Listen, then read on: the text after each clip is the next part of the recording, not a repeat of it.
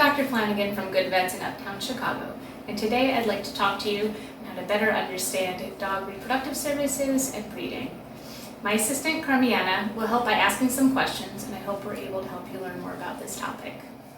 Dr. Flanagan, what is the most important factor when considering canine reproduction? I think the most important factor to consider when getting into this is really just thinking about the whole picture. Everything from making sure that your dog is a good candidate, that the other dog involved is a good candidate, that everyone's healthy, and that you just kind of understand not only the time commitment but also the financial commitment.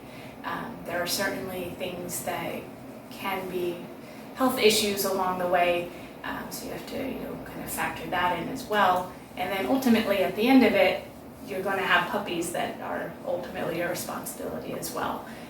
So I think that there's a big picture with quite a number of steps along the way that really need to be considered. And will my dog need breeding screening? And do they get that from my vet? Yes, they can.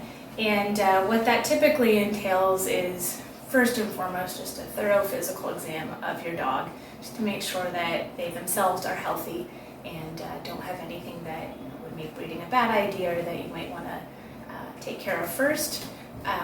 Can also do some testing to help determine how fertile they are, as well as in some cases if there are any genetic issues that you need to be aware of before breeding.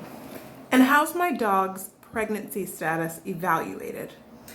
In the beginning, after about 30 days or so, is when you can typically do the first ultrasound to see if there's any signs of pregnancy. There are also blood tests that can be performed to measure certain hormones to kind of gauge that status as well. A little further along, after about day 45 or so, is when you might start to see some bone development, so an x-ray could give you an idea of the status of pregnancy.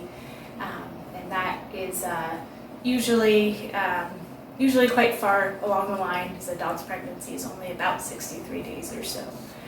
So imaging is really the best way to establish that. Wonderful, and thank you so much for helping us educate our clients on dog reproductive services. Absolutely, thanks so much. And if you have any other questions, give us a call. We're always happy to help.